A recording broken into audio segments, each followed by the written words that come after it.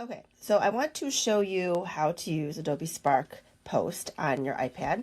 So first you should see the icon for Spark Post on your iPad, and if you don't, then go to self-service and download it. But it looks like a red square with white squares around it. When you click on it, it will ask you to log in. So we're going to skip the continue with Google, and instead down at the bottom you see it says have an Adobe ID or education account, log in. When you click on the words log in, it's going to ask you for your email address, and you're going to type your school email address, the one that ends in chst218.org. And when you click continue, you want to pick company or school account, because that's what we are. And it's going to ask you for your email address again, this time through Google. So one more time.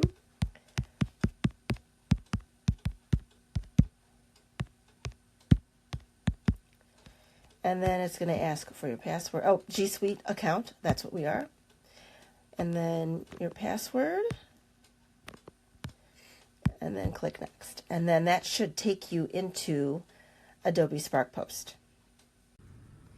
So once you're logged into Adobe Spark, you can see all of the templates. And a template is basically a pre-made graphic that you can then pick and then change the color, the font, the words, the images by hitting that remix this template. It's a faster way of getting started, and there's different categories. So collage is a collection of pictures in one. Obviously seasonal is holiday related. Animation means that it's actually going to make a video, and so the text will flash or move in some way, and then you could choose one of those templates. At the bottom it says My Posts, and those will, when you hit it, will show you what you've already created. So for some of you that might be empty, but we're going to start from scratch. So you're going to hit that green circle with the plus sign. Now I always pick solid color to start, and you want to choose your background color. And again, remember, be very careful with the color that you choose, because you don't want it to compete with the stuff that you're putting in the foreground, like text and images. And then you hit next, and you can still change it later if you choose to. Now it's asking you for the size. So the nice thing about these, about Spark Post, is that you can create for any social media app that you're using. So Instagram likes the square, Instagram story, Instagram portraits, Facebook. So those are all different templates for social media, including Twitter and LinkedIn and a Snapchat story. And then if you wanted to print, meaning you want to make a poster to put on your wall, for instance, then there's different sizes for that as well.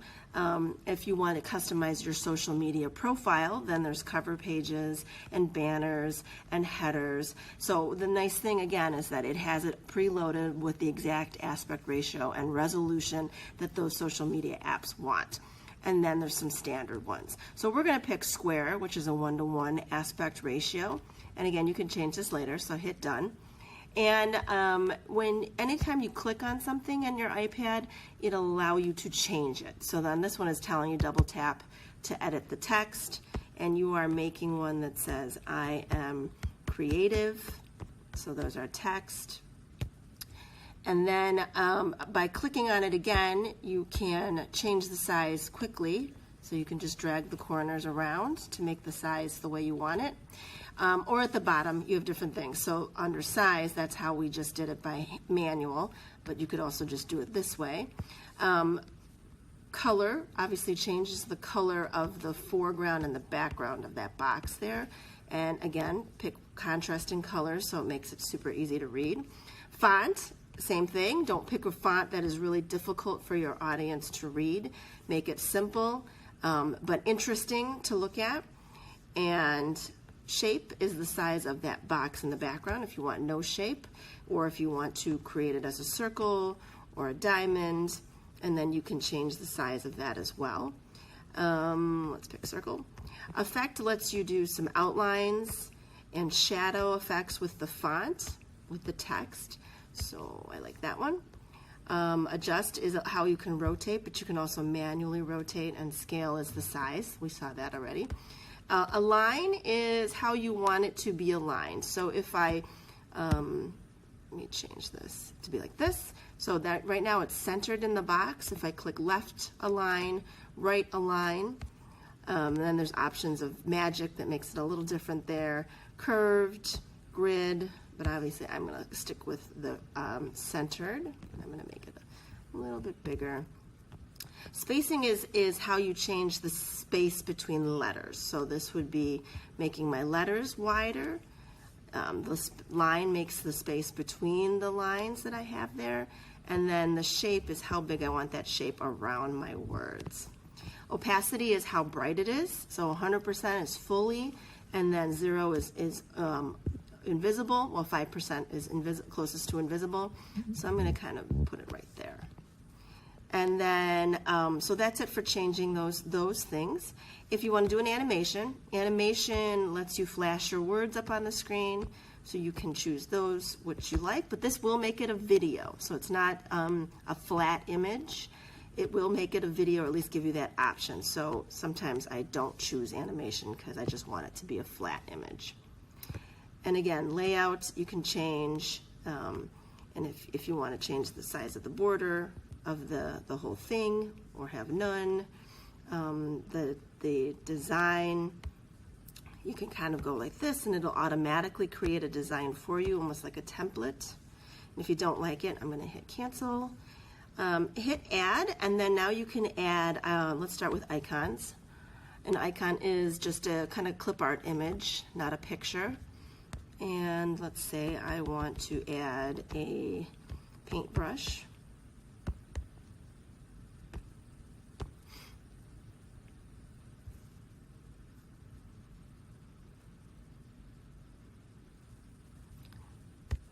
And then you can, and you click, and you can add several if you wanted to. Then we hit add one, and again, now that it's selected, you can change the color, you can change the size by dragging. You can, this is the rotate button that lets you rotate it around. You can move it where you want. And then when you're done, and now you can add text. You can create.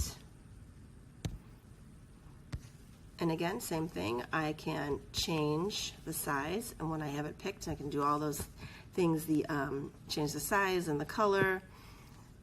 And then if you wanted to add an image, this would be a picture.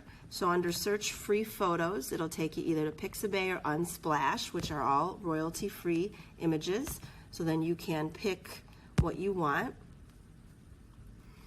and then add it. And just like everything, and move it freely, so because it's not going to be in the background. And so you can rotate it, you can make it bigger, you can also change the color on it as well if you wanted to. If you want to add a picture that you've taken that's on your iPad, then when you hit add image, then you want to grab it from either take it with your camera or from files, and then you can pick where it is located and drop it in there and resize it as well. When you're all done, you're going to hit that share button up at the top. If you added animation, then you want to share it as a video animation, or you can do a still image. So we're only requiring a still image for now, and the background color, I just want it solid. Transparent means it's invisible. You have all these options, so if you want to directly save it to or send it to social media, you can do that. You can copy a link and send me the link, and then I click on it and find it. You can email it to someone, but we're going to save it to our iPad.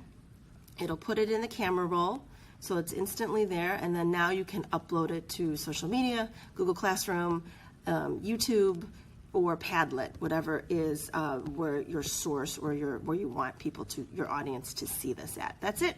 So play around with it, and that's the best way to learn apps like Adobe Spark Post. And good luck.